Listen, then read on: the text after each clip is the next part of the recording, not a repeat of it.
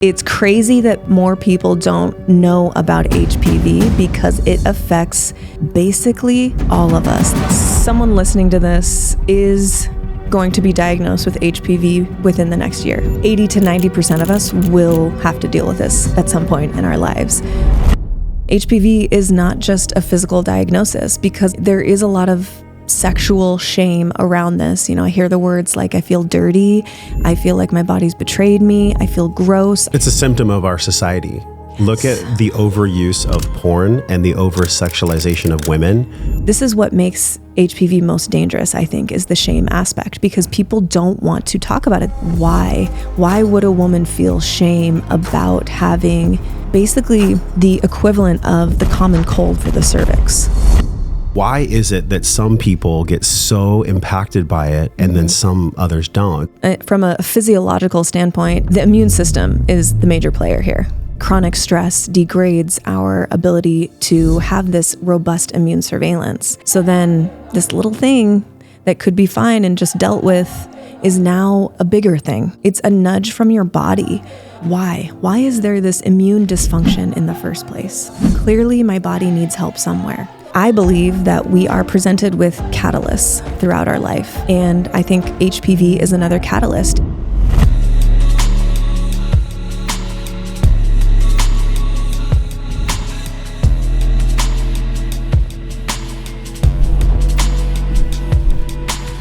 Someone listening to this is going to be diagnosed with HPV within the next year. And my hope is that that person will remember this conversation and know exactly what to do from the point of diagnosis. I mean, there's so much info out there. What a fucking ocean. Yeah, online. like anything. Holy shit. Anything. If you go on the webs, the Googles, it seems like you could drown in the info base. And women do. That's what I hear all the time. Women that I work with and speak to about this, they've been recently diagnosed, had little to no education or guidance from their doctor, so they go to Dr. Google, and it's alarming, very alarming.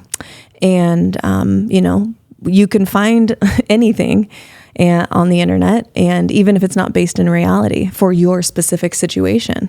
So I know we're going to get into the details around it, but a woman who's diagnosed with HPV, maybe one of the lower risk strains, she goes on Dr. Google and sees that HPV is connected to cervical cancer. Well, she doesn't realize or know, or maybe hasn't been educated in the way that, no, girlfriend, you have a low risk strain, which means that there's not a strong correlation to cancer, things like that. So right there, now her anxiety is spiked, her fear is spiked, and she's going to worst case scenario. And that is a very, very low vibration to live in. So right from the bat, that's just one example, of course, but right from the bat, they are not in a state, a mental, emotional state where they feel like they're owning their experience, they're owning their health expression. It feels like, oh my God, this is happening to me. How is this happening? That's a really scary place to be. Do you feel like you're an old soul or a young soul? I don't know how I would quantify that. Like, in other words, do you feel like you've had many lives, or do you feel like it's your first life? Oh, this is definitely not my first life. But I don't know how I would quantify that. And if I just say, oh, I'm definitely an old soul, that could be taken sort of in a spiritual elite way of viewing myself. But if I were to guess, I would guess that this is not my first life. Yeah. I remember I was sitting with our mutual friend, Paul, and he was like, this is not your first life, buddy. Because I guess in my divine wisdom, I went down like Solana Beach and I got some psychic reading from a lady, and she was like, this is your first life. And I shared that with Paul, and he was like, no, that's actually not true. I wouldn't guess that. I don't know if it's like some learning curve where everybody that I know, and you and Chase the same, when we get into the health world, like I was a trainer for 10 years, you're a dental hygienist. Now you're helping people at a huge scale with HPV, because I moved straight up. I didn't even know about it before I met you, before you talked to me about it. And this is why I'm excited to do this podcast today. And I thought about, okay, why do we actually care in the first place? Is it because we've lived so many lifetimes that led us to wanting to care for others in a healthy way? What do you make of that? Like, there's some kind of soul karmic path that you're taking. This is not just like some intellectual box that you're taking where you want to help people with HPV and where you want to heal people naturally. Like, there's something else there? I don't know exactly what that is. What do you feel that is for you? Well, I definitely don't feel like this is my first life. I have a very, very strong guide archetype within me, just naturally. And I feel this it's definitely discomfort, almost pain, when I feel like I have information that can help someone who's in need. And for whatever reason, I can't convey that. Maybe they're not open, or maybe, I don't know them and I can't convey, or if I feel like I have information that can help someone, it is painful for me to hold in. I don't know if that's, just the guide archetype, the healer archetype. I definitely have that. I mean, I was attracted to dental hygiene for a reason. It's all about disease prevention, right? Like, it's not just about having pretty pearly white teeth. It's about, treating your oral cavity, the gateway to the rest of your body, one of the gateways, treating that with the utmost respect and understanding the impact that low health or, an unhealthy mouth has on the rest of the body. And so, and it's a very vulnerable position. Of course, you've been to the dentist, I'm sure, you've had your teeth cleaned. Your head is literally laying in my lap, and I have razor sharp instruments that you are trusting my skills. You are trusting my steady hand to take care of you, and to not only that, but to recognize where we can tweak some things. Where are we out of balance here? Where can I give you some support and guidance and help such that your health in 6 months when I see you again is going to be even better? Not just your oral health, but the rest of your body. And I was really, really passionate about that when I was a dental hygienist. It was my absolute favorite part of my job, was the education piece. So I know that archetype lives in me quite strong, and I have fully embraced it. And, that's why I'm no longer a clinical dental hygienist, because I was feeling these nudges along my path as I was moving through life. And even though I loved being a dental hygienist, it was a blast and I was really good at it. But there was more. There was more to be heard from me, I guess. And I didn't know what that was going to look like. I didn't know how that was going to manifest, but I knew there was more. And I'm so glad I listened to those nudges and whispers. It sounds like maybe they were tickles, but then was there ever a fucking sledgehammer where you're like, okay, I'm absolutely done with this. I know that because people watching and feeling and listening, everybody goes through like a soul wrecking of like, oh, I wanted to be a trainer, or I wanted to be a doctor, or I wanted to be something. But then literally an event happened, like some spike event in their life happened where they could not fucking continue anymore. Yeah. Was there one of those for you like that? Or was it more of like an amalgamation? I would say the spike event was Chase and I's reconciliation. And when I decided, yes, I am going to move in with you in San Diego, move from Washington State to San Diego and, reunite with my ex-husband. All the listeners like, what? I realize that they probably haven't heard that story yet. But when I did that, I couldn't use my Washington State license for dental hygiene. And I didn't have a California state license. It's funny that these invisible state lines suddenly erase my dental hygiene skills. So that was it, where I couldn't be a dental hygienist in California unless I wanted to go through the whole process. It was going to be years and thousands of dollars to get a California state license. So that put me in a position where I was like, okay, I'm also really passionate about this thing, and that thing being teaching people about medicinal mushrooms. It didn't start with HPV. It started with medicinal mushrooms.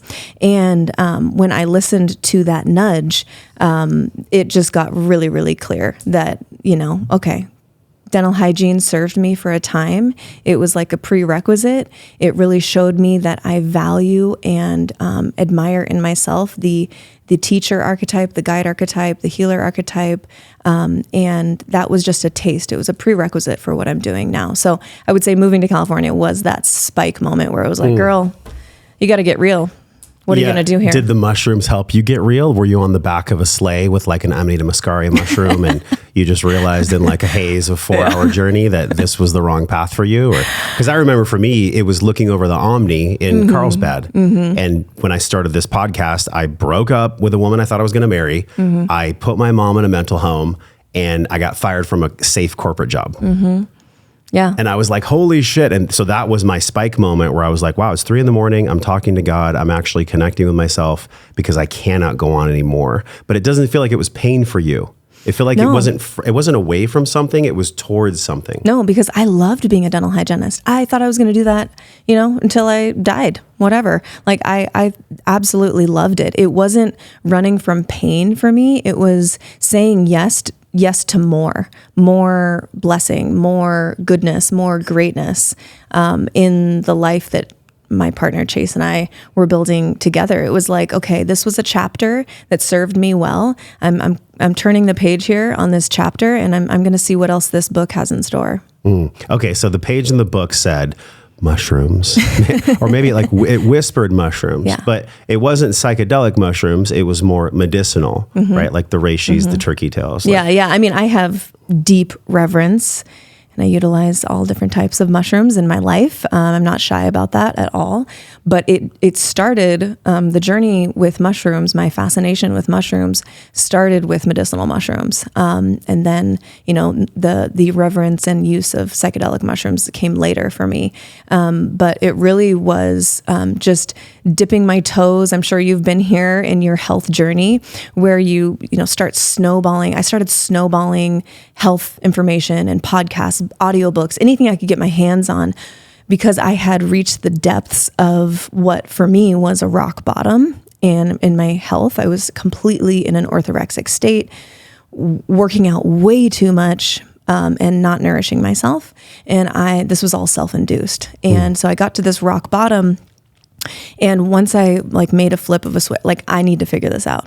No one's going to do this for me. I need to figure this out. And as I started listening to more and more podcasts, I started hearing about things like Four Sigmatic. That was kind of the entry, the gateway sort of mushroom drug for people just learning about medicinal mushrooms. And that was the case for me. They were on podcasts everywhere. Oh yeah, everywhere. Literally, you couldn't listen to a show without hearing Four Sigmatic. Yeah, and it was Sean Stevenson that turned me on. And so then from there, when I was using these in my own life, coffees and mixtures and whatever, then it graduated to the mushroom unicorn, as I call it, which is AHCC, active hexose correlated compound. Say that 10 times quickly. Yeah. Can you say that one more time? Active hexose correlated compound. Okay. HVACC. AHCC. AHCC. Okay. Yeah. It's on the screen right now, everybody. The picture of it, because I know you formulated this yourself. Yes. Which is amazing. So AHCC it comes from basically the roots or the mycelia of shiitake mushrooms. It's cultured in a very specific way over the course of 60 days in these huge liquid tanks. And I won't get super deep into AHCC unless you want to. But when I heard about AHCC, I was actually in my dental hygiene job. One of our patients had been diagnosed with HPV later in life, middle age. She was in her 50s. And she had said that her naturopath recommended this mushroom to help clear HPV. And I was like, what? The mushroom that can clear HPV? I was like, was it reishi, chaga? I thought I knew something about these mushrooms. And I knew a bit, but not much. And the hygienist said, it was AHCC. And I immediately went online. I was like, what is this thing? And I had already known that HPV was a big problem because when you're a dental hygienist, you're going through the medical history of every single patient. So, hey, are there any changes to your medical history, this and that? And so I was seeing that HPV was a really common thing, but I didn't know of anything to help it. So when I heard that it worked, that this AHCC mushroom, quote unquote mushroom, worked, I was like, my interest was piqued. And I was like, I got to know about this thing. That was a spike moment. Okay. For sure. I love these moments because I reflect back upon them when I forget how much they weighted on my soul. Yes. For example, when we do anything in life, I'm sure, tell people the URL. It's free and clear. What is it? Yeah, it's clearhpv.com. Clearhpv.com. This is not something easy to build. This takes fucking work, for the lack of a better term. and when you do that much work, you have to go back to those spike moments that you really were changed by in order to have them fuel you on a continuous basis. Because, man, it's not easy to create. There has to be some kind of weight, some kind of gravitas to keep us going. I'm sure that moment for you where you're like, wow, there's way more to mushrooms than I ever thought possible. But beyond just the science, like I get it too, because I'm intellectually stimulated by what science does. And I love science and I love how it impacts the body. On a spiritual level, on an emotional level, there's something else that this is providing reprieve for. Like there's something really specific that this specific blend of mushroom is helping people on. And maybe let's just dive right in. Like what even is HPV? Because in full transparency, like I'm not going to be a bullshitter. I did not even know what it was. I had to look it up a couple weeks ago. Yeah. So what is it? Let's start with that. I would say you're in the majority of people, which is crazy. Not saying you're crazy, but I actually am. I think in order to be really well, we have to be a little crazy. A little crazy. We're all a little crazy. crazy. We're all a little dorky. We're all a little nerdy, and we're all a little crazy. I hope so. All the good ones are. I hope so. But yeah. So what I mean is, it's crazy that more people don't know about HPV because it affects basically all of us. That is 80 to 90% of men and women who are sexually active past the age of 15 are going to be exposed to HPV, and not only just exposed, but your body is going to have to deal with it. And so HPV stands for human papillomavirus, and it's really an umbrella. So it's an umbrella term for over 200 different strains of viruses. And I know there's a lot of controversy about this V word because, you know, you don't have to go very far on Instagram or the web to see people talking about, like, do viruses even exist? I'm fully aware of that. Right now, we don't have a better term for what this thing is. And I'm not even going to pretend like I know everything there is to know about viruses. No one can. But we have to use a word for what's happening in the body. And so I just want to, like, put that aside for this conversation. I'm sure there's some people listening that are like, I don't even believe in viruses. That's totally fine. I don't even know if I really, really do either, because I haven't been swayed one way or another yet. I'm not going to be that egotistical to say, like, I know for sure 100% one way or another. Two amazing resources, Zach Bush and Dr. Cowan, Dr. Tom Cowan. Yes, and Zach Bush is, featured in our content of delivering this message of what viruses are, how they behave in the body. You just sent somebody on a rabbit hole. Yeah. So that's a whole nother podcast right there. Right, Please totally. continue. Yeah. But I need to address it because it's something that I hear often, where it's like, oh, you teach about HPV. Well, viruses don't even exist. And it's like, okay, call it a football. I don't care what we call it.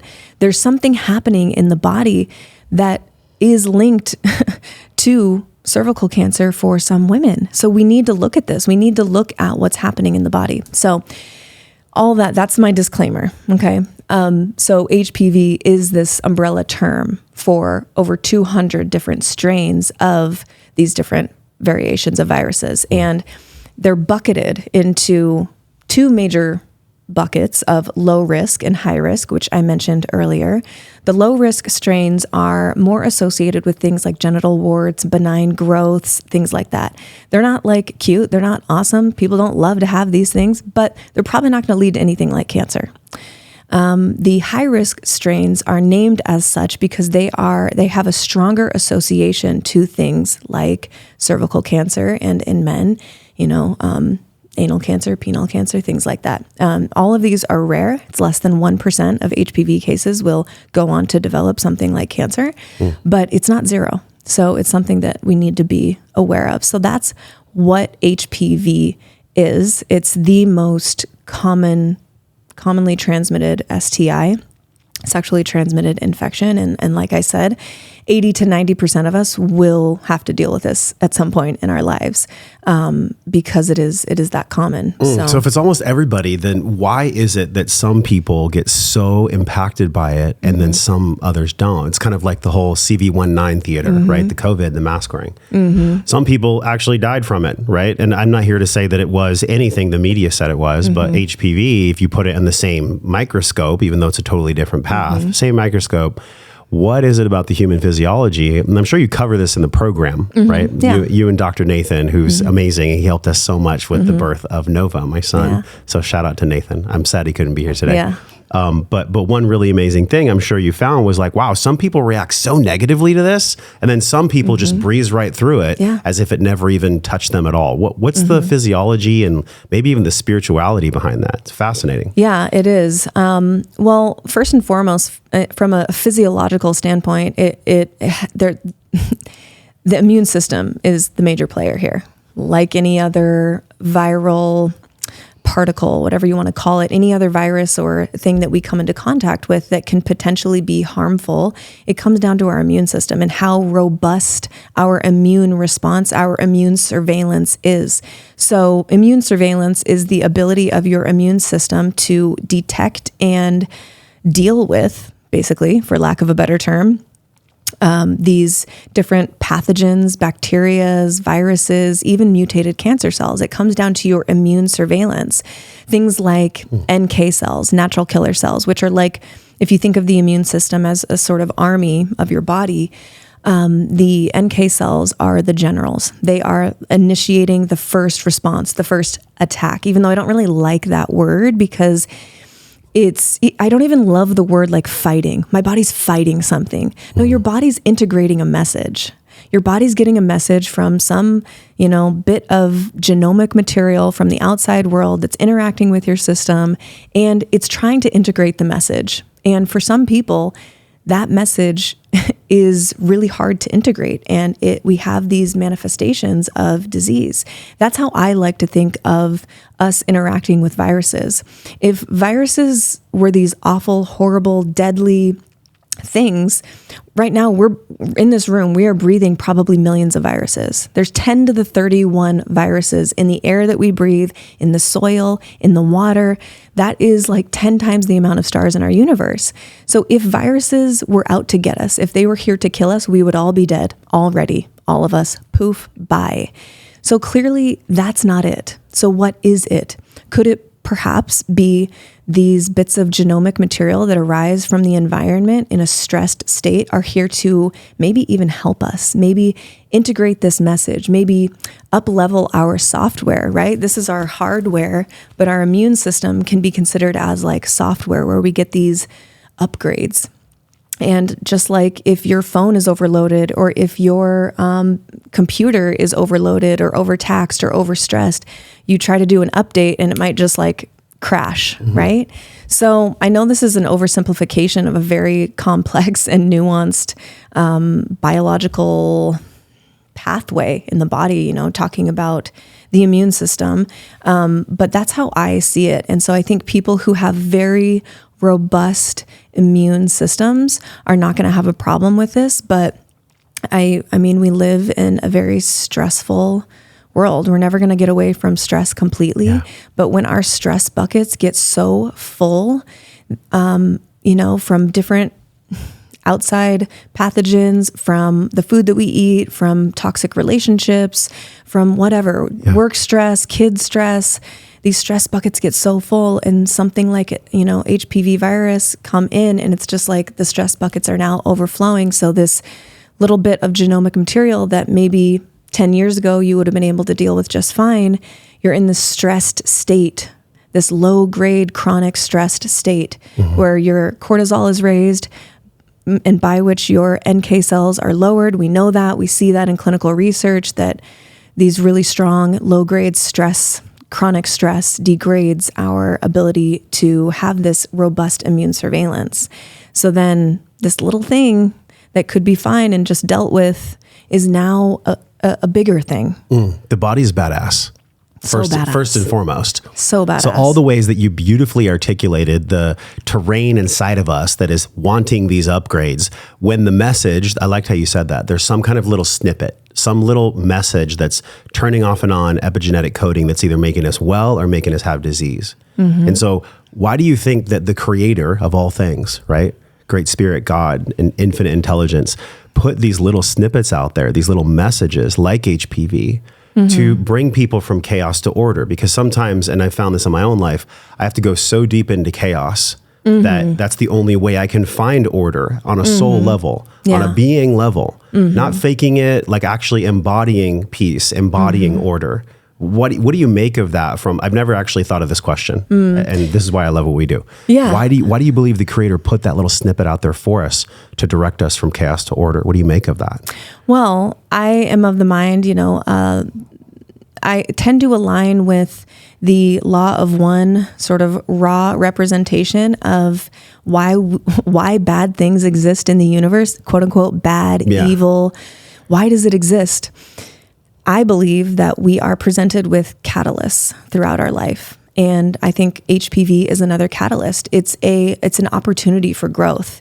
A lot of these women that I work with, they get this HPV diagnosis, and maybe they're DMing me on Instagram and they're like, I don't understand how this is happening. I feel so healthy, all of this. And really what it is, it's a whisper, it's a nudge. It's a nudge from your body that like, hey, I need help. I need you to be more in balance. Like, let's take a look at some of these other things. So I'm not going to pretend that I know why the Creator or the one source, specifically created viral particles, but it makes sense to me that these are little catalysts for our physical body. And I think in turn, our also mental and emotional bodies, because HPV is not just a physical diagnosis. Because of the shame that surrounds this diagnosis, a lot of people don't want to talk about the fact that they have HPV. There is a lot of sexual shame around this. I hear the words like, I feel dirty.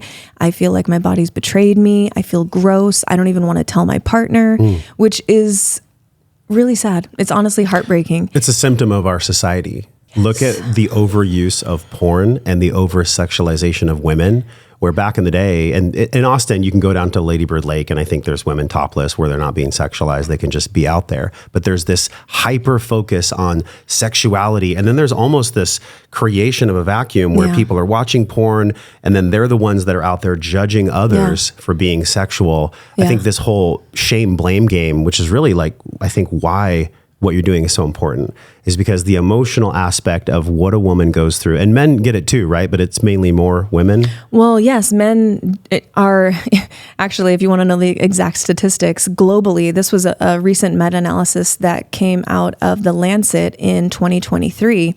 Globally, 1 in 3, just about 1 in 3, about 31% of men globally have at least one strain of genital HPV in their body, being, affecting them. And about 1 in 5 have one of the high risk genital HPV strains. So that's a large number. That's 1 in 3, 1 in 5. That's a lot of people. But there is no widely available FDA approved test for men. So women are the only ones who are getting pap smears. There's not a pap smear equivalent for a man. There's STD testing. You can go into any, clinic or whatever and get a panel, but HPV likely won't be on there unless you're going to someone that's way off on the edges, right? And so most men have no idea until their partner, their wife, their girlfriend, or maybe an ex calls them and says, hey, I just got diagnosed with HPV. It's probably something that you have as well or are dealing with.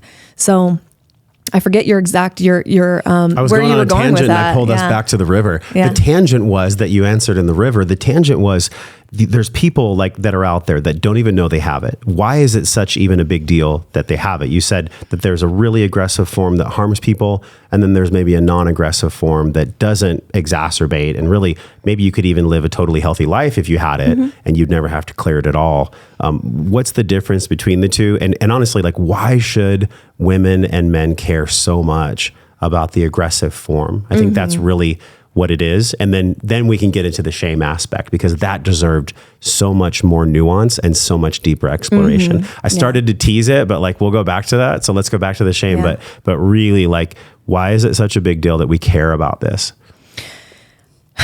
For many reasons. One reason being, like I said, it affects so many of us without us even knowing. It has the potential to affect any sexually active person.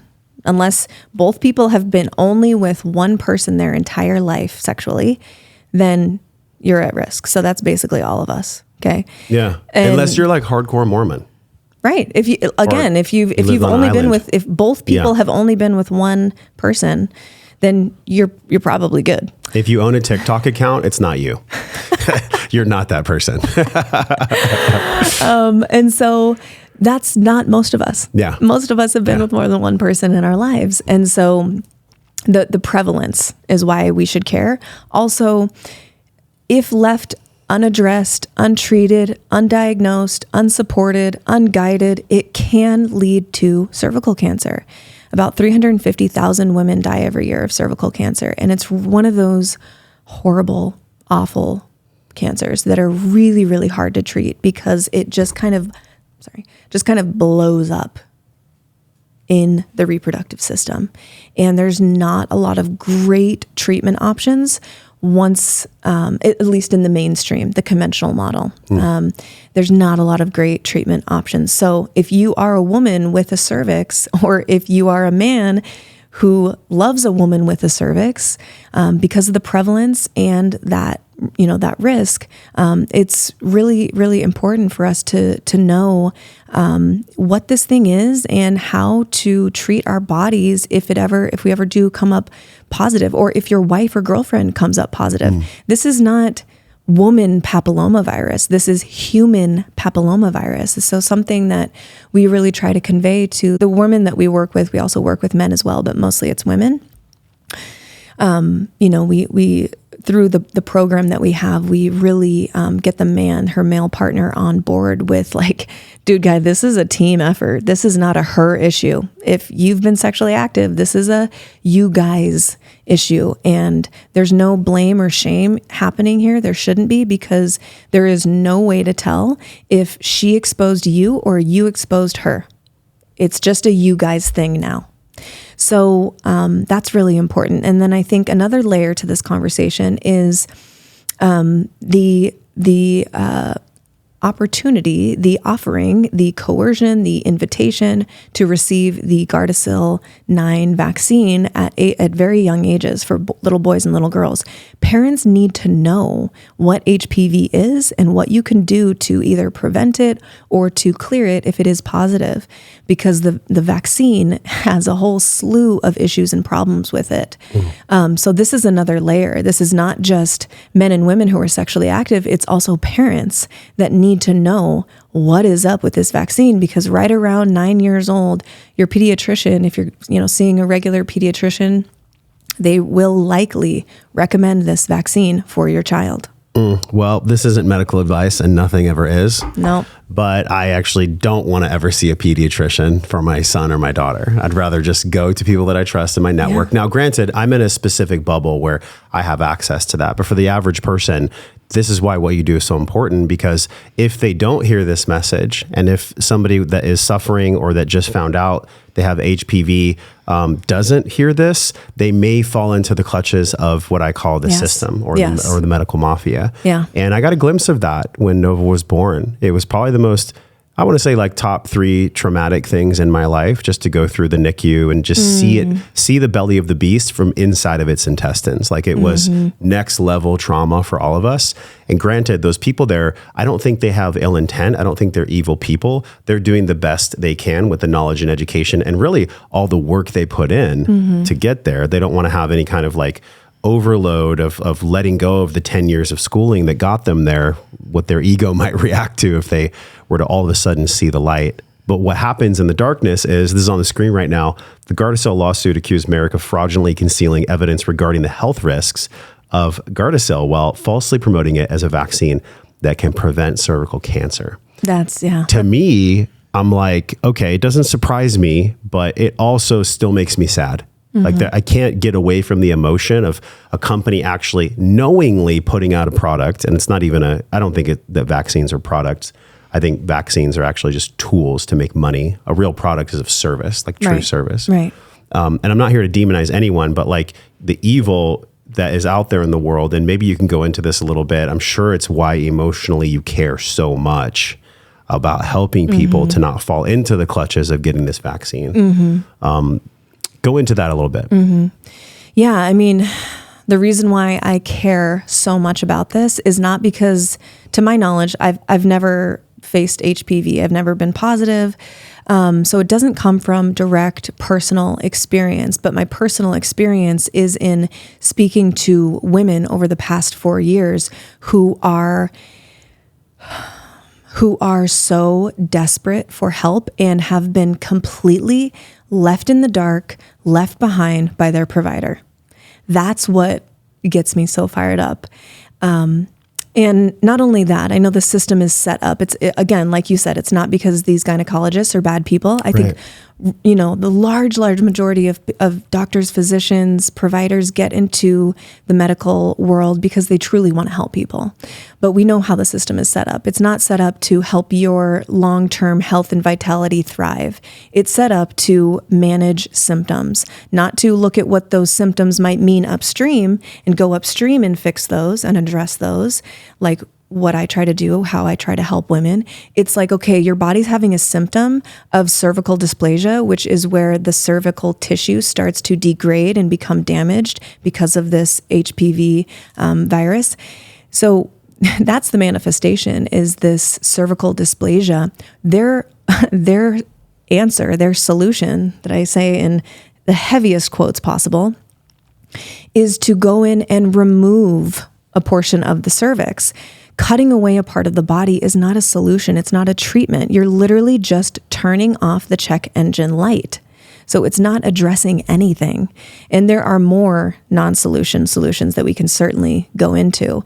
But this is a huge issue for me. This is a point of passion, obviously. It started out as curiosity and just simply wanting to get information out, knowing that, something like AHCC has been proven to eradicate HPV. But that's where it started. And I was like, I need to tell people about this. Once I did start telling people about this, I would get droves and droves of women. Sometimes I would go on these big shows as a guest, and then the next day my inbox would be full of hundreds of messages from women who are like, oh my God, I'm in this place. I'm so scared. I'm so anxious. My doctor hasn't told me anything.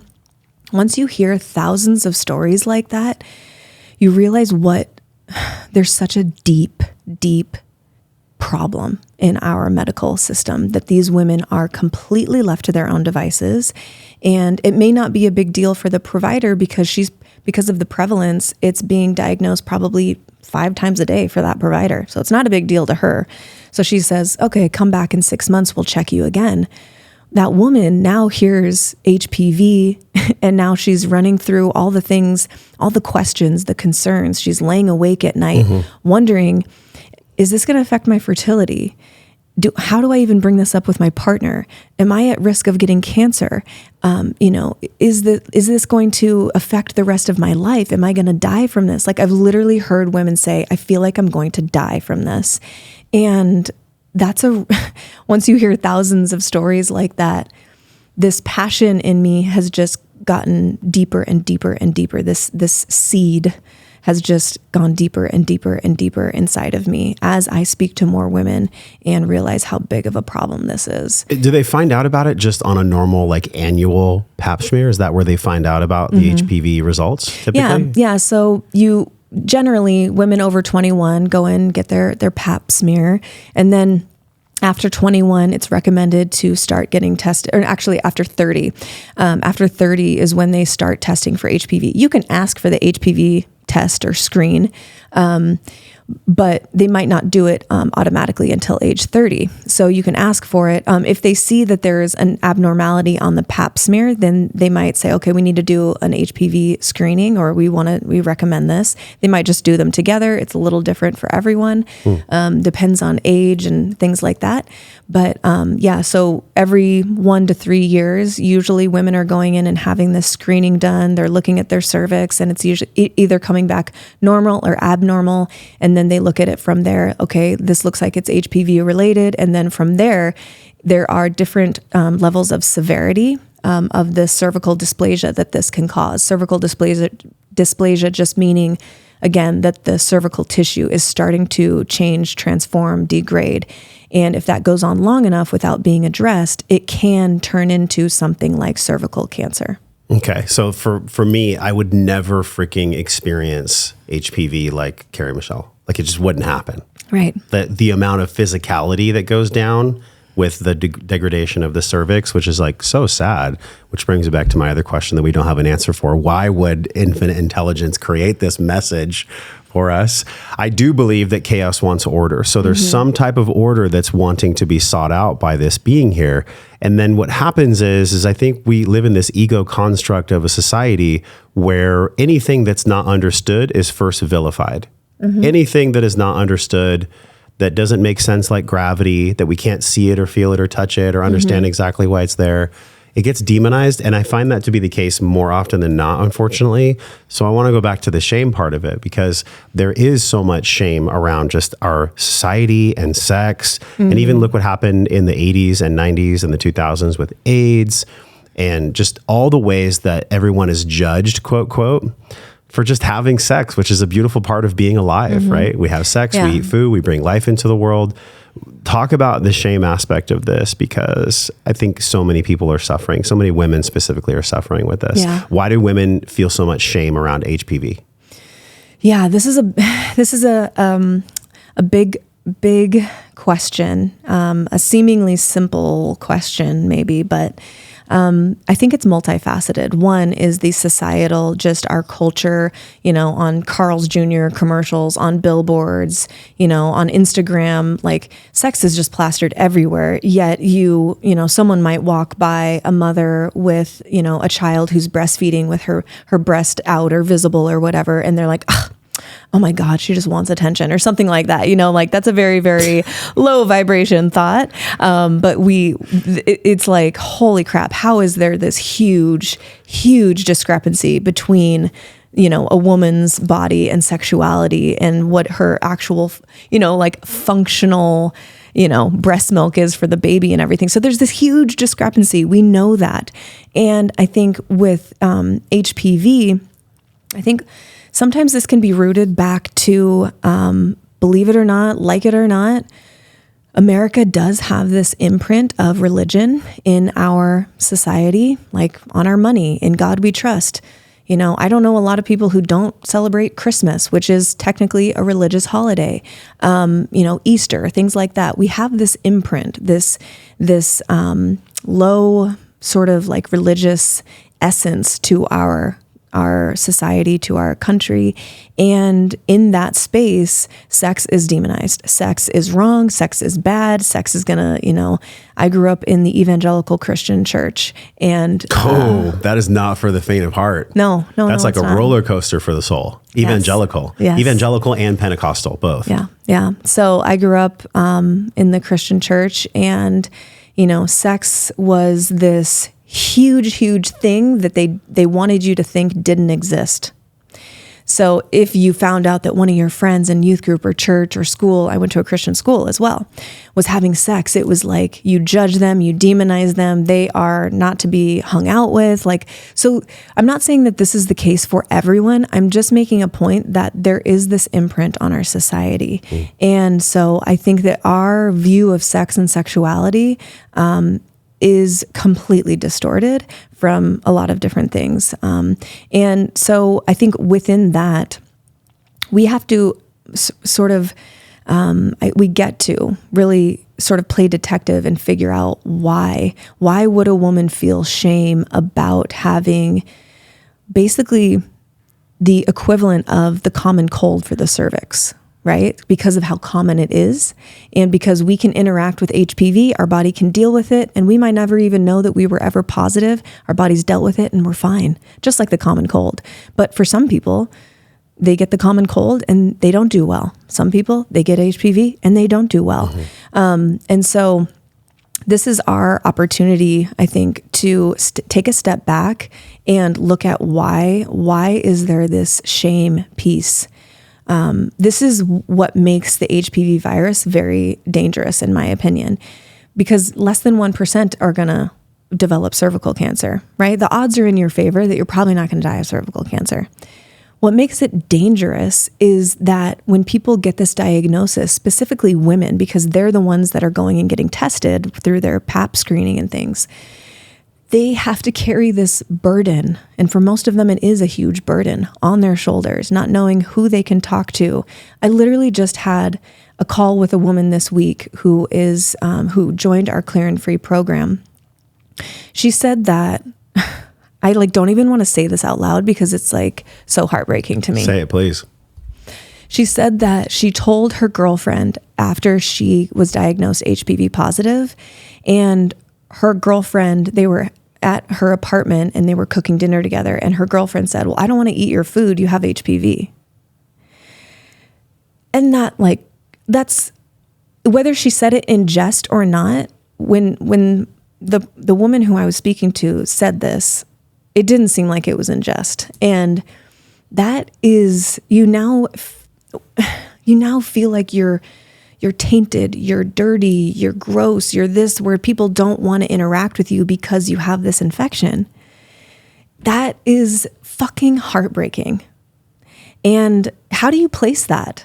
Even if you know it's not true, how do you place that? And so I think when people don't, all that to say, this is what makes HPV most dangerous, I think, is the shame aspect, because people don't want to talk about it. They don't want to ask questions. They don't want to, call up their girlfriends hey, did you guys, any of you have HPV? I'm trying to get rid of this thing. How'd you deal with it? Chances are they did. They have tested positive just based on the statistics, but people don't want to talk about it. They don't even want to talk to their partners about it. Sometimes I am the only person that this woman has told in the world that she has HPV, and she's had it for maybe a few years. So the shame aspect is very real, very dangerous, and it's not a flip of a switch. If you've felt shame in your life for anything that you've done. I don't know what you're talking about. I've never felt shame at all. Maybe. Well, you must be floating over there, because I certainly have, and it is not a flip of a switch. Once you realize okay, I know intellectually I shouldn't have shame about this thing. Yeah. I know I did nothing wrong. Why do I have shame about this thing? We know that we shouldn't carry this shame. So why does it linger? Why does it stick around? It's a story that we tell ourselves, and we have to take the time to rewrite that story. And that takes time. Something that I was feeling before we started recording, and I even mentioned it to you, was this lower vibration, this victim vibration. Mm-hmm. And I've experienced it in going to an ayahuasca ceremony in 2018. I was in victim vibration. People that may have been plastered with this diagnosis from a non-evil, well-meaning, OBGYN or medical provider, but that person has no idea the impact that they're putting on that woman. Let's just use a woman, for example. And then she goes around and she goes to Google, and she gets drowning in the information on Google. And then there's more shame build up, and the shame spiral exists when, unfortunately, she's having dinner with a friend and the friend judges her with a cruel joke. And I think about the way emotionally that impacts a human being, specifically a woman, because women tend to be, I know I'm making a gross oversimplification. Sure. Women tend to have a more sensitive emotional body than men, right? Yeah. Not in all cases, but thank God for that, right? Thank God for that. I mean, otherwise my son probably wouldn't have the beautiful dynamic he has, right? I can't breastfeed. That's a good thing. And so, I think about this narrative that we'll just use this woman right now, and she's on the screen. So think of her as Jane, and Jane is going and she's looking on Google and she's going to the medical provider.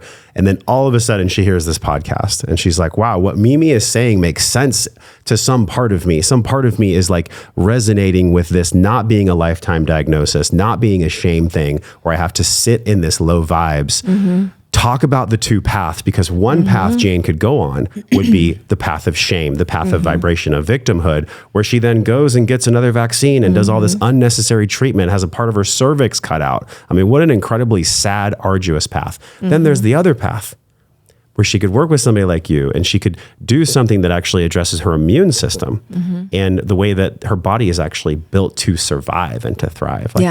Juxtapose those two, because this is actually the core of what we're talking about. Yeah, you beautifully laid it out. There are two paths and only two paths. Whenever we receive any diagnosis, nudge, whisper from our body that, hey, something is not right, we have these two options. One is to say, this is happening to me. Woe is me. I'm a victim. Somebody figure this out for me. I'm going to go to my doctor. Whatever they say, I'm going to do because they're the expert. That's sort of, approaching it from You could say like the child archetype, right? Tell me what to do, how to do it. And there's nothing, I'm not going to say that that is bad. It's just one path. And you don't know what you don't know. So a lot of women go down this path of, staying in this victim mindset. And I don't mean that as a degradation. I mean that you haven't fully taken responsibility for your full health expression. That's all that means. You're looking to someone outside of yourself to fix the problem for you. When 10 times out of 10, when HPV is cleared, it's always done by your immune system. Every single time. No shot, no pill, no doctor, no procedure is going to clear that HPV for you. It comes down to your immune system. So the other path is saying, you know what? This really sucks. Wasn't really hoping for this outcome, but here we are. There's this acceptance. And then the next step is to say or to ask, how can I fix this? What can I do? What was my contribution to the specific circumstance that I'm in right now? And this applies to any medical diagnosis, not just HPV. What was my contribution? As Paul Chek says, the body never lies. You are God to your body. And your body is always reflecting back to you how well you are being God. So then at that point, if she maybe speaks to someone like me or Dr. Nathan Riley, she gets this encouragement from the very beginning, like, no, girlfriend, you get to choose. You are in control. You get to take ownership of your health expression. You get to take responsibility. That's a gift. That means that leads to freedom, right? If you're in someone else's hands, you're not free. So taking responsibility for your health expression is where freedom lies. That's where we get our freedom, is saying, I'm a sovereign individual and clearly my body needs help. That's all that this is. So we can alchemize or transform this signal from our body as this detrimental, death sentence, which it's not, to my body needs help. I'm going to treat my body like a best friend. What is my body asking for right now? What does she need from me right now? So in that, we're taking ownership. We are a sovereign adult, wise adult archetype, and we are going upstream and asking, why? Why is there this immune dysfunction in the first place? Clearly, my body needs help somewhere. I've been going through the drive-through more. I could clean up my diet a bit. I really haven't been moving my body much. I know that physical movement, exercise is so good for the immune system. Yeah, I've definitely been slacking there. I haven't really had a great relationship with myself. My mind has kind of been in the gutter. I've had an immense amount of stress from job, from kids, from the diagnosis of HPV. I know my stress buckets. I know that those are really full, and I'm not dealing with stress in the optimal way. These are different lifestyle aspects that we can take a step back from and look at with a discerning eye, but a compassionate eye. Curiosity and compassion are the two main ingredients that we need here. Just curiosity about why this is happening, go upstream, and then compassion for understanding that, you did nothing wrong. This is not a situation where you need to be flogging yourself. This is simply your body asking for help. And when you can take that leap into, all right, I'm just here to help. I'm here to show up for my body and help her where she needs it, where she needs more support. Where can we find more balance between not too much and not too little? That is the mantra for life in everything. Not too much sex, not too little sex, not too much food, not too little food, not too much Give sleep, me the Goldilocks. not too little sleep, right? Yes. It's everything. Yes. So when we take that approach, you are now in the driver's seat of your health expression vehicle, and you get to decide. Not only is it it's so much more of an empowering place to be, I think mentally and emotionally, but you really it's like a nervous system massage when you are able to tell yourself, nope, I'm doing everything that I can. I'm here to help my body, and I'm going to give her whatever I intuit that she needs, right? Or maybe with some guidance from people who have been through this before, or from providers who have some experience here. I'm going to receive that guidance. I'm going to put my energy, time, effort, and investments towards healing, towards helping my body heal. It knows how to heal. It wants to heal. It's working so hard to heal 24/7. This is a signal that your body needs help in order to heal. You're so fired up about this. I mean, you're not sitting here like screaming, pounding your fist from a pulpit. Like you have a conviction, and there's a passion behind this for you. And I wonder if it's connected to when you said the wheels fell off the wagon when you're a dental hygienist. I know you had said you've never had HPV to your knowledge, but the same way that women can fall and men can fall into this victimhood state where we talked about the two paths of Jane. She could go the empowered path, or she could go the path of disempowerment. Neither one are like deserving of shame or praise. Actually, it's just the path. The path is the path. Yeah. But I wonder for you, the reason, are you so on fire about HPV because it reminds you about something about yourself and the way that you overcame something that was making your health deteriorate? Oh yeah. I mean, I know the feeling of feeling like you're at a rock bottom, a hellhole rock bottom. And for me, that was back in 2017. Again, this was at the point where I was completely orthorexic in my tendencies, my habits, these healthy habits that become unhealthy because we take them to such a degree of severity. It's Drake's fault when he talks about the girl on the treadmill only eating salad. Right, it's his fault. Right. Drake, I hope you're listening. He's creating unhealthy women. Drake, you suck. You suck, dude. So this was me. I was way over exercising, way under eating for how active I was. And after a couple years of that, not only that, but also, that was shortly after Chase and I separated, divorced, and I was carrying a lot of emotional baggage that I was not willing to look at, because it meant that I needed to also look at how I carried myself through our marriage. And I wasn't willing to do that at that point. It was too much for me. And I was just in self-preservation mode. And so I was at this rock bottom hell hole. And I had the thought so many times, like, I've been to doctors, I've been to naturopaths. No one can tell me what's wrong because I look fit. I look okay. I look like a girl that works out. Just, eat a sandwich. You'll be fine, kind of thing. And it's like, no, this is deep. So I had this feeling like, no one is going to fix this for me. No one is going to help me. But I was committed to getting out of that hellhole. And I did. I freaking clawed my way tooth and nail out of that hellhole. But it took probably way longer than it should have because I was on my own. And part of that is, I'm not blaming or shaming anyone. People did try to help me along the way. But part of that was on me because I wasn't willing to be completely honest with the people in my life who were trying to help me. So part of that is on me. I'm not shifting any blame here. It's all on me. But I was determined and committed to figuring this out, to living better.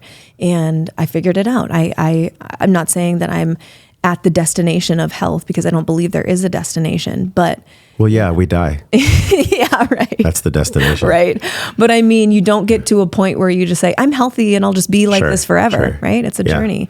And so I have overcome that. And also, this big shame piece that is so interwoven to this HPV story that so many women feel. I have felt deep, immense sexual shame in my life. And I've also taken the time and put my energy, effort, and resources towards releasing that because I knew that it would not serve me for the life that I wanted to live. I had to figure out a way to release this shame. And I did.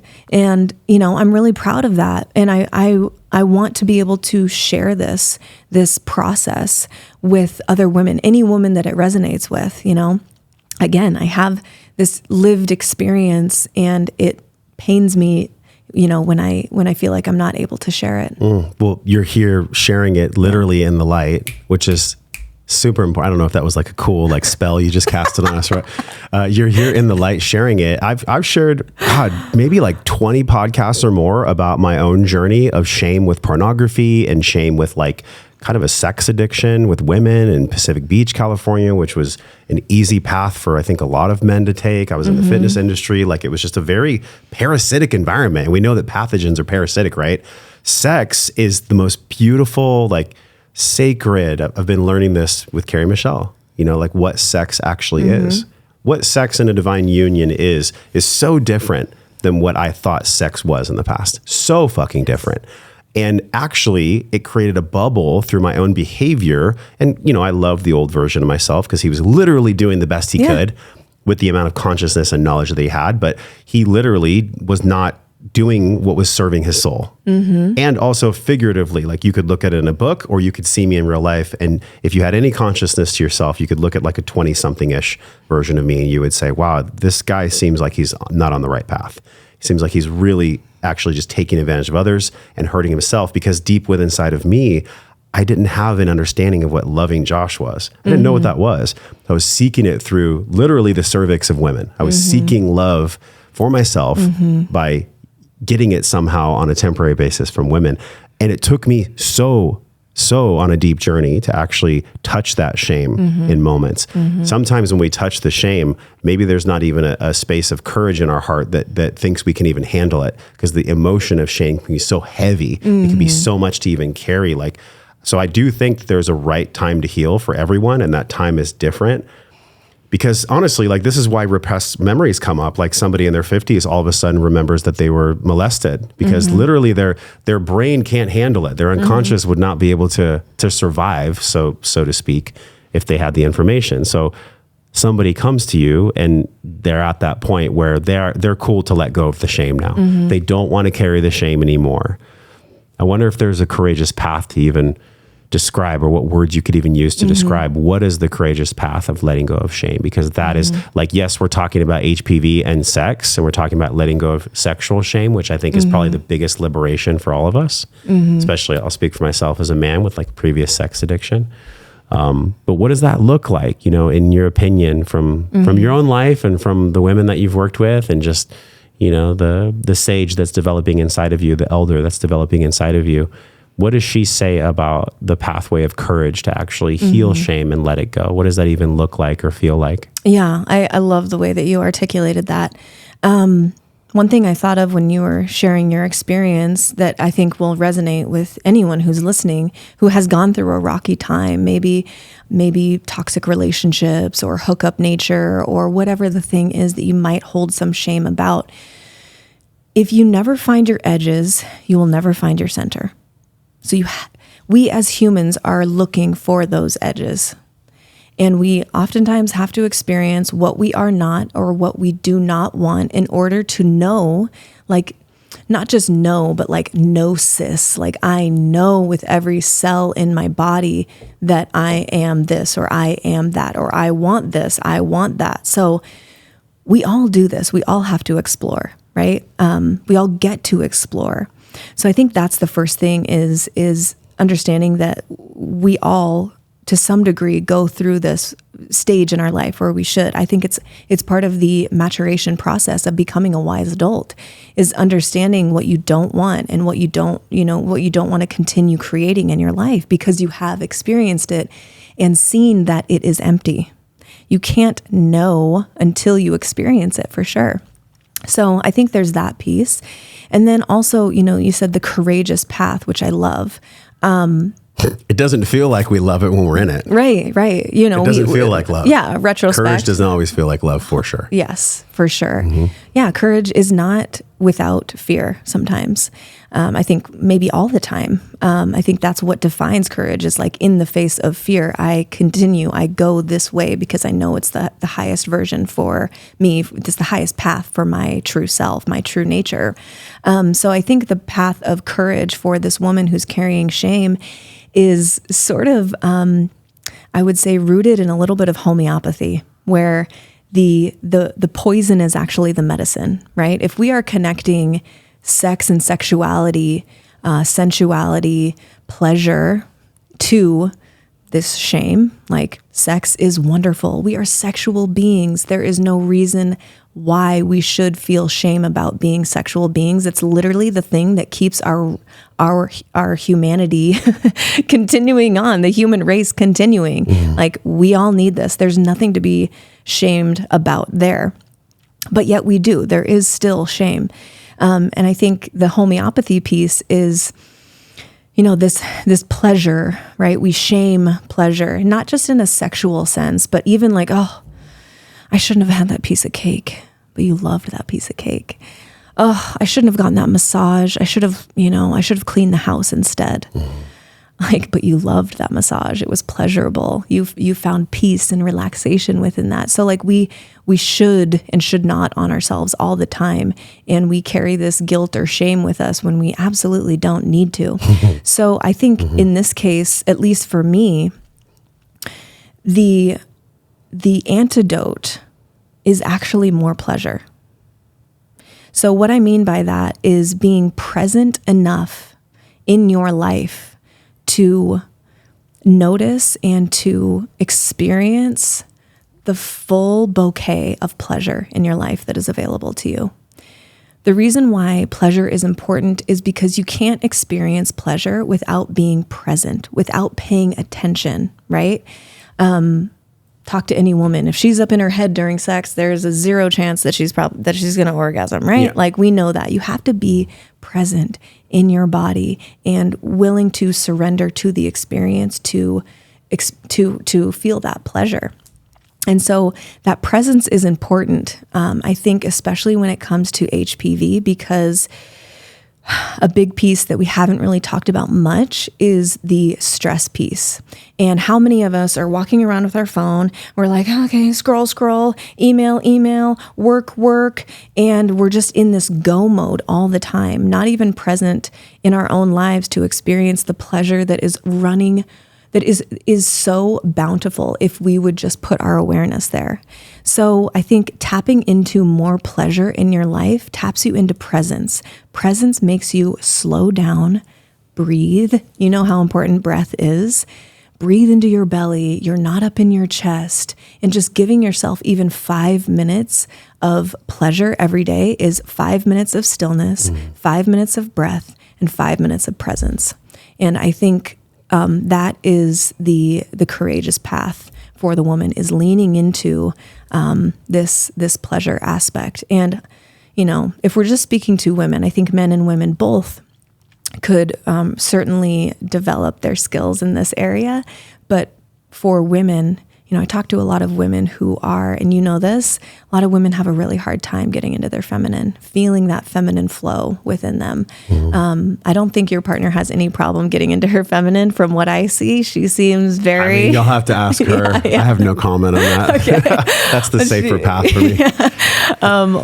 How I perceive her, at least in our little exchanges on Instagram and such, is she is this beautiful representation of the feminine flow. And so I think that's really important for women, that are living in their masculine, that are maybe climbing the corporate ladder and they're 28, 30 years old and now have this HPV diagnosis.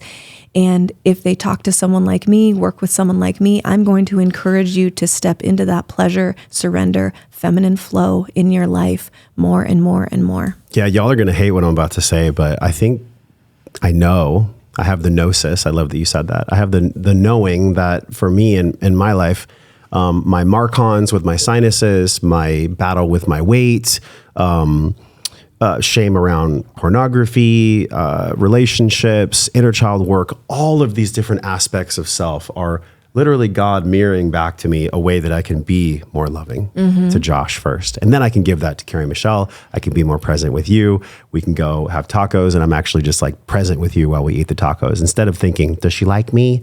Is there something going on? Like all of these mental constructs that the ego is just really trying to protect itself by are completely washed away. And this is like the paradigm, the paradox of life. By the opposite, the very thing that it's afraid of is the very, like you said, poison of the homeopathy that can provide the healing.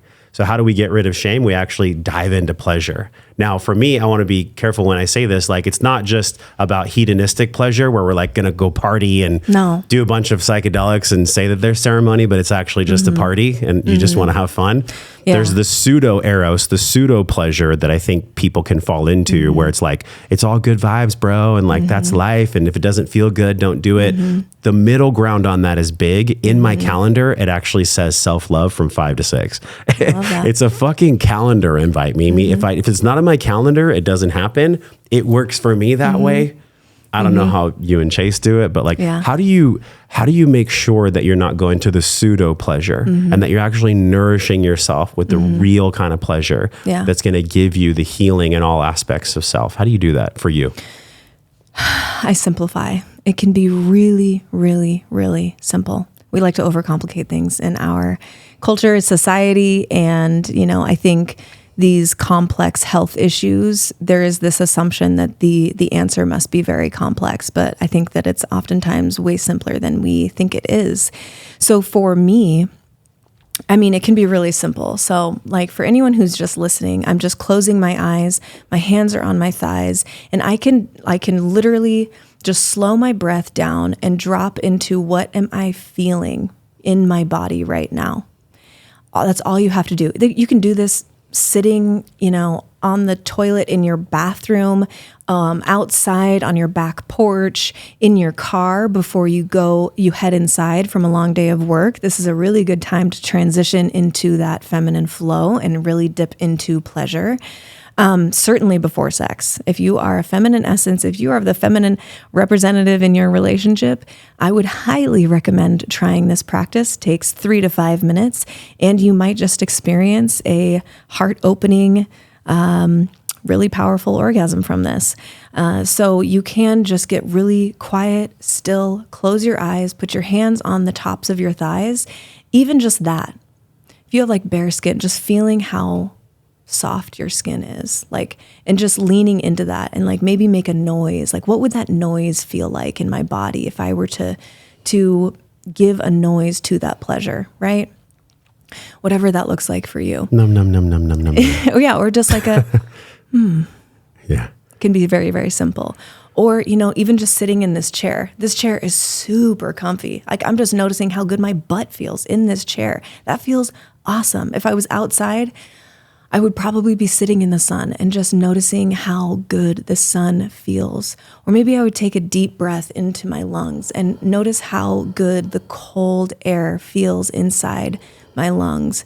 Maybe I would take an even deeper breath past the point of what I think I can hold and really fill my lungs, and then let everything out, cleansing all of that stagnant air that's been sitting in my lungs. Like, it can be that simple. It doesn't even have to be sexual. It can be, of course, but just tune into, like, what am I hearing? Oh, I'm hearing some birds chirp in the distance. Oh my God, I love that noise. I'm feeling the sun on my cheeks. I'm feeling my hands on my own soft skin. I'm feeling my body being supported by this chair that feels so good. Like, even just 2 minutes of that, I feel softer, right? And if we get into this habit of willingly going into softness, then we're more present. We are certainly more still, providing that stillness for our body, and we are more available. We are more tapped in and able to extract all the juice that is available to us at all times, basically everywhere. And that was so beautiful. I was actually just thinking, I need to go in the sun when we're done, even though it's 30 degrees out here, 28 degrees. For parents, what you just talked about is so important. It's almost like the higher you climb, the more you can fall when it comes to these habits. So as a parent, and I'm sure for you and your man that's in the future, it has to be in some form. Maybe you can share about that, maybe not. But when we're parents, the load of stress and the things that pull us away from the present moment increase, especially times 2, because I have a daughter and a son. So if I don't have it in my schedule, this is actually the call to action for all of us to just put it in your schedule. Like, you're so worthy. We're so worthy of this. And it's so simple, but like, are you doing it? That's actually the thing. Can you schedule 30 or 60 minutes for yourself and actually do that? Can you have a self-love, I don't want to say challenge because that's the wrong word. Can you just have a self-love commitment and agreement to you that allows you to do the things? Maybe it's the 2 minutes of just touching your legs or sitting in presence, or gosh, it's so simple. It's so freaking simple, Mimi, but like, actually, are we doing it? That's where the rubber meets the road. And I think behind that is really a journey of, am I worthy enough to keep my promise to myself? Yes. That's what it's been for me. Yeah. Can I keep my promise to myself for the thing that I checked off, for the PDF that I downloaded, for the thing in my calendar? Is there worthiness in my system? There's a cultivation of that process. And we can't end this podcast until we talk about that, because all roads lead to that. So somebody comes to you because, and by the way, it's on the screen right now, it's clearhpv.com.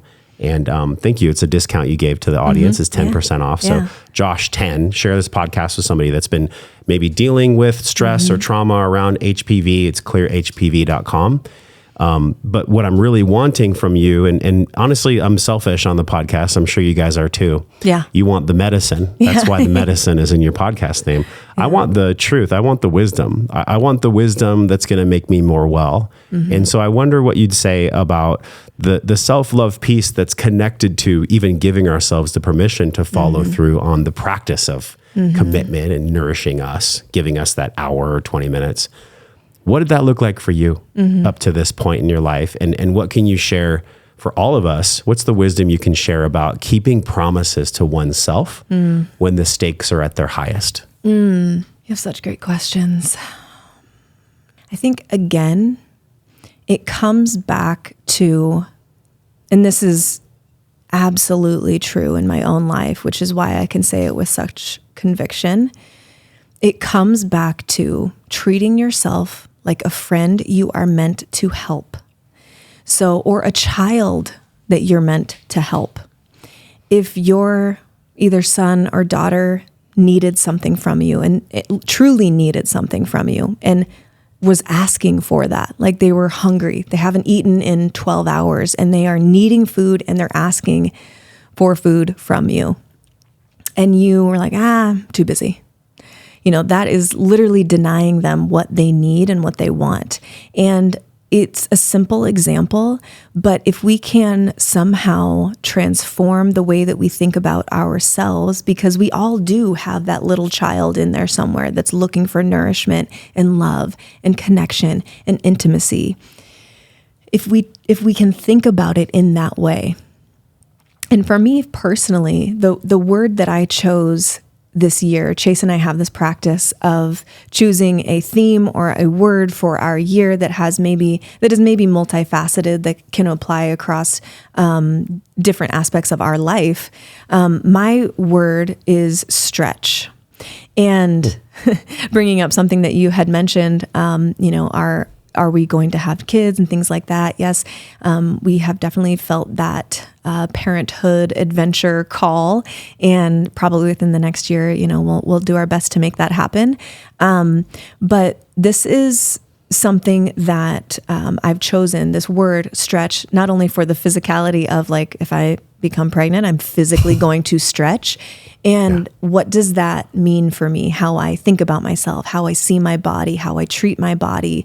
I've never been pregnant before. I don't know how I'm going to fully feel and the conversations, the story that I'm going to tell myself. This isn't an easy path. The path of pregnancy is not easy.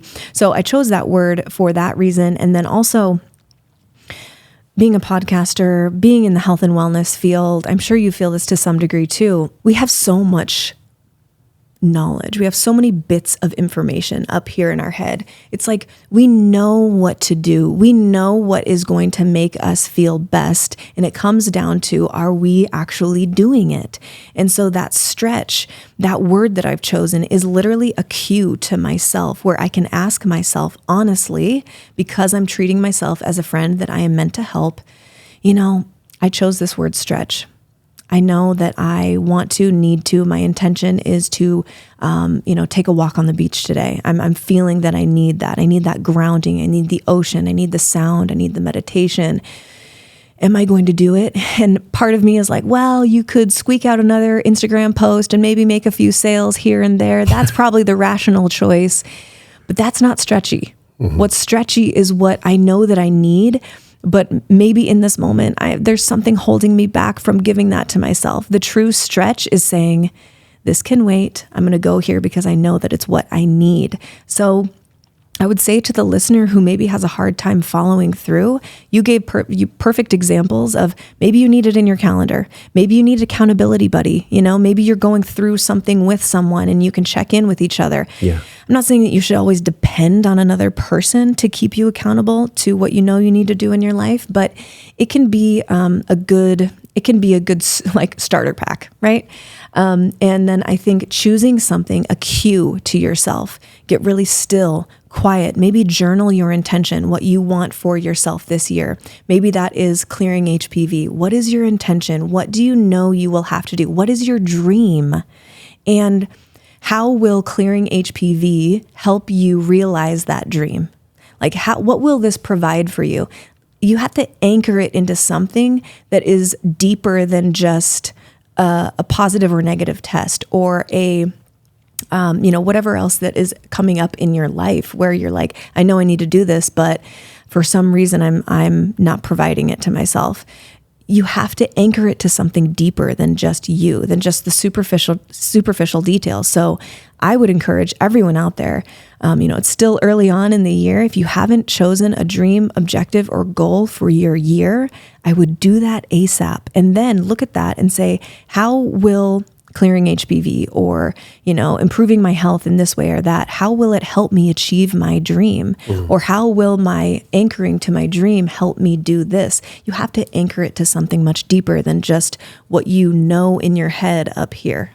You just brought up so much in me.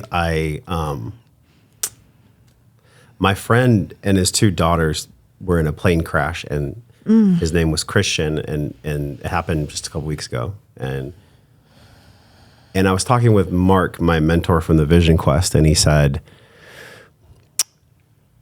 Christian lived such a generous life. He was such a generous man, and he really was. And it's funny, I hadn't picked a word for myself, but just hearing you say that your word was stretch with, the desire for children in the future and the desire to actually paradoxically give to yourself instead of do the Instagram post, that's your stretch. Which is it's so classic for people that are achievers, right? Mm-hmm. And I'm just like thinking and feeling at the same time, what a beautiful way to just honor life, to just have a word that we focus on, like a theme that we focus on. So I would like to just declare publicly that my word for this year, to honor Christian and to honor you and just to honor everyone, the word is generosity. When I'm a little kid, one of the wisdom pieces you gave us from the sage said, if I want to build courage and if I want to keep promises to myself, I get to listen to the inner child. I get to actually tend to myself as if I was a child that deserved love. And I think that's a really big piece because when I was a child, I was very generous with my affection. Little Josh was always coming out to play. I could see that. And I feel in my adult life, especially learning from Nova and Naya and just the responsibility of podcasting and business, and because you're a business owner too, there's such two worlds that we hold of like responsibility, but also expression and giving to ourselves and stretching. So I would just like to declare that my word for 2024 is generosity. Love it. I'm going to be generous. You are going to stretch. I don't know, Chase, what's your word, Chase? Chase is here in the studio. Strength. Chase's word is strength. So strength, stretch, and generosity. What's your word, y'all? Let us know. This is going to be a clip on Instagram. So what is your word for this year? Because it's so important, the power of words. We're mostly water and our voice box emits vibration and those words actually go into our unconscious. So words are spells, words are prayer. That is my word. That feels so good, by the way. We just decided that we're going to stay in Austin for a while and, y'all come out and see us and you're here for a reason now because there's a message that wants to come through you as you stretch. And so how can we be more generous? How can we stretch ourselves more? Maybe to the things that aren't just mentally nourishing, but on a soul level, how can we nourish ourselves? That's a big stretch for all of us. So we covered so much ground. What is something that we didn't cover about HPV? Or honestly, what's something you've been wanting to really go into depth or that you've been wanting to share as you go on your podcast and maybe your own podcast? what's the medicine that you still want to share about liberation of sexuality, liberation of HPV, and just liberation of slavery in any form in the human experience? Yeah. Well, something that is really important that we haven't touched on, that we haven't talked about a ton, is Immune Intel AHCC, because this is the only health supplement that has been clinically proven to help eradicate HPV. And this is important because if someone goes to their doctor and they get diagnosed HPV positive, a lot of times the next question is, what can I do? Is there something that I can do to help my body? And oftentimes the gynecologist will either say no, or they will say, just be healthy and don't smoke, something like that.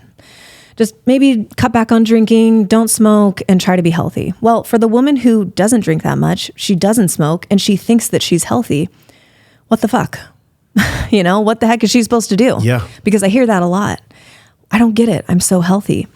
And this is an absolute, I'm sorry, this is not, sorry, I'm not sorry.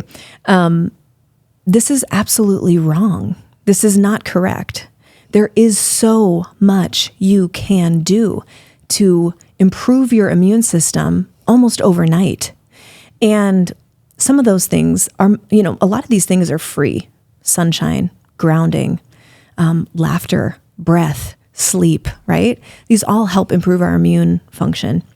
One of the things that is that can also improve your immune function, your immune surveillance, is Immune Intel AHCC. This is the active hexose correlated compound that comes from the mycelia of shiitake mushrooms. And this was developed in the 1980s in Japan. And Immune Intel AHCC is our private label of AHCC. This is the most clinically researched specialty immune supplement in the world, with hundreds of studies behind it. And in the latest study in 2022, this was published in Frontiers in Oncology. They had two groups of women. One was the test group, one was the placebo group. All the women had high-risk HPV, meaning the strain that could lead to cervical cancer. And it had been present in them for over 2 years. So for some reason, their body wasn't able to clear it.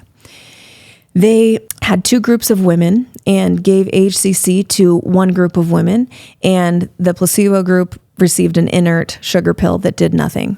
What they saw in the test group was over 64% of women were able to clear their HPV in 6 months or less.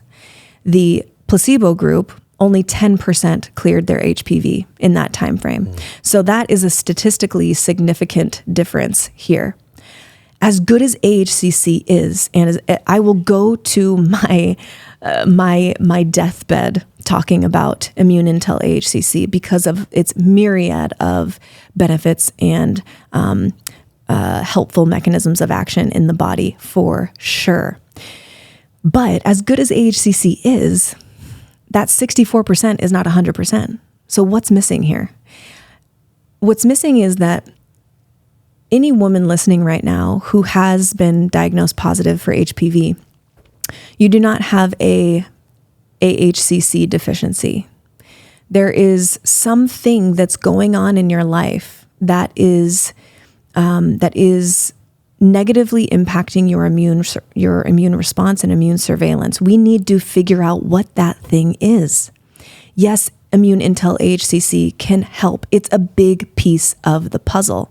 It's one of those things that overnight can help your immune system. So it's a big piece of what I speak about, what I teach about. But I would be remiss, I would be lying if I said that that was the whole picture. It's not. And it's just one piece of the puzzle. We have to look at the other pieces of the puzzle, which is why I don't just sell Immune Intel AHCC. I developed a whole program alongside Dr. Nathan Riley to look at these other aspects of your lifestyle, your nutrition, your movement, your mindset, your breath, your sleep, your hydration, your relationships. All of these have a huge impact on our expression of health. And if we don't address that initial immune dysfunction, we have to go upstream. If we don't, we are just behaving in the same way as the conventional model with a little bit more natural medications. We're not addressing the root of why there is an immune, a signal from your body in the first place. Isn't that mycelium wild? Yes. I saw, it's on the screen right now. We're going to find the B-roll for this. There is mycelium that is in a forest. I believe it's in Germany. It's the largest entity in the world. It's the largest living organism. I've also seen studies in Japan where they would put mycelium, I think, feet away from each other, and it would grow together. It would find the way. It creates homeostasis wherever it goes, the mycelium. Yeah. So there's something in the Intel product you're talking about that its true nature in life is to create tranquility and to create center. Homeostasis is center or optimal functioning. So doesn't that fascinate the hell out of you? Just what mycelium actually is and how it lives in the world. Its sole purpose is just to have equanimity and to create some order out of chaos. The mycelia is really like a combination of the neural network and the immune system of the fungal organism. We don't really see it because it's underneath the ground. We see the fruiting body of the mushroom pop up through the grass or the forest floor, but what we don't see is the millions and billions of miles of mycelia underneath that forest floor that's sending information and nutrients to every tree in its path. This is the old growth forests. They are comprised, like the earth is mycelia, and we are the earth, we are nature. So it makes sense to me that something like a mycelial product like Immune Intel AHCC could be so helpful in this way. It's not an immune booster. A lot of people make that mistake. They call it an immune booster. And I understand that assumption, but it's not. It's actually an immune modulator. It is helping to regulate your immune system. That's why it's helpful for not only people with HPV, cancer, Lyme, things like that, but it's also helpful for people with autoimmune issues. So because it has this normalizing effect in the body, and that's what happens in nature. It has this normalizing effect in nature because it's able to send and receive nutrients and information on our earth, in the forest floor, everywhere. You pull up any tree, any bush, there will be mycelia underneath there. Even if you don't see the mushroom, there will be mycelia. So I've gotten to the point where I'm like, I want this intelligence in my body every single day. Yeah. I'm not going to wait for a diagnosis. Sure. I want my NK cells, these natural killer cells, these generals of my immune system to be optimal year round. Because again, it's not just about HPV. They're also detecting things like mutated cancer cells. I want that intelligence year frickin' round. And so AHCC is not an HPV medication. It's not an HPV supplement. It is a human body total physiology supplement with many, many different mechanisms of action that are really beneficial to every human with an immune system. So again, all that to say, Immune Intel AHCC, very important piece of the puzzle. And we, in fact, give a free bottle to everyone in the Clear and Free program because I want you to have that intelligence in your body ASAP. And sometimes the other lifestyle factors take a little time to incorporate, to change your diet, to incorporate more movement or maybe less movement. That can take some time. And that is our goal. But right away, I want this intelligence in your body, to help this process of viral recognition and neutralizing right from the jump. And the mycelium goes through the HCl and makes it through and still is bioavailable. Like, in other words, the generals are still being strengthened when the product goes through the actual intestines and gets into the blood. Yeah, and AHCC, because of its molecular structure, is actually more bioavailable and more absorbable for the human body than, say, fruiting body medicinal mushroom products. How so? Because it is made up of what's called alpha glucans instead of beta glucans. So the difference here is alpha glucans are much smaller on a molecular size. So your body, and we have more enzymes to break them down. And so the difference is alpha glucans are about 5,000 Daltons, and beta glucans are upwards of 200,000 Daltons or more. What's a Dalton? Dalton is the unit of measure that they use to measure, to quantify, to measure the size of the polysaccharides that exist within these mushroom products. So because AHCC is mostly made up of alpha glucans, that's one of the reasons why it's so freaking potent in the body in a good way, because your body is absorbing more of the actual intelligence than you would taking a standard beta glucans type mushroom extract, which I love. I use those every day. We have other mushroom products that have beta glucans. They are amazing.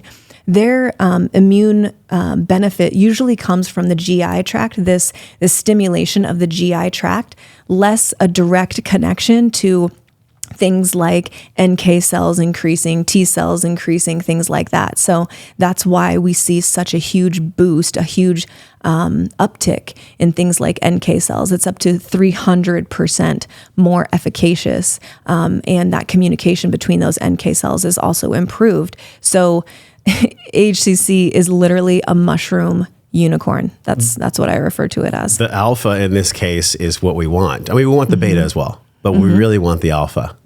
There's like a joke I could make there, but I'm not going to make it. Right. I heard the joke in my head. Okay. But yes, this is so important. And yes, mushroom products, I really feel like we're scratching the surface. Yes. They haven't been around for that long, maybe a few decades where there's been actual energy, definitely in the last decade, but only a few decades where people have even known about what mushrooms can do. Shout out to Paul Stamets. He really, when he went on Rogan, that changed the game. Like people opened their eyes to psychedelics. People opened their eyes to mycelium as healing tools rather than just some fringe thing. Right. So credit to him for that. Totally. But also mushrooms have been used for actually thousands of years in Chinese medicine. So things like reishi were, like the reishi mushroom, were actually harvested and reserved for royalty because of how potent and how beneficial they were for the body. Tremella mushroom, which is in our product Mushy Love Latte that we brought you. Tremella mushroom dates back to I think the 8th century, and there was this Chinese empress that was basically known for her beauty, and she basically she tributes it to the use of daily tremella mushroom because it holds so much moisture in the skin. So they used to say, "Oh my God, your skin looks so beautiful, so young." And she's like, "Yeah, it's the tremella."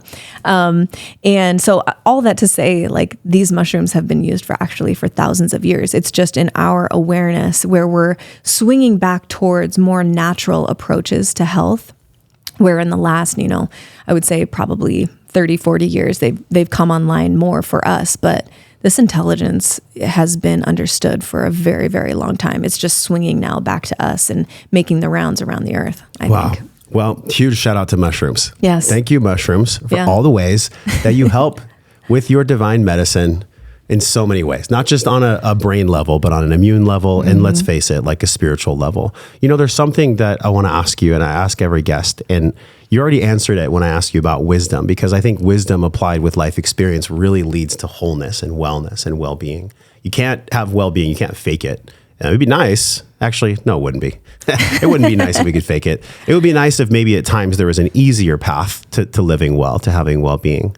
But, with your life experience and going from dental hygiene and having the couple moments that really shaped now what you're doing with clearhpv.com, there's got to be some nugget inside of you that you wished maybe you could have eased your own suffering or shortened the learning curve of your own suffering.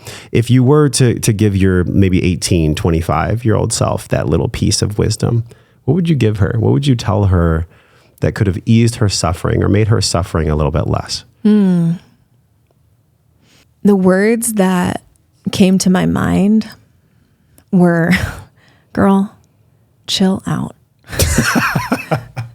Chill out. Is it that simple? Chill out. You don't need a six-pack. Chill out. You're expecting too much of yourself in this area. Chill out. Eat a fucking sandwich. Because I was the person that would say "Oh no, I don't eat bread. I don't eat sugar. I don't eat desserts." Chill out. Take a night off working out. Chill out. Be unproductive for one day. Just explore your city.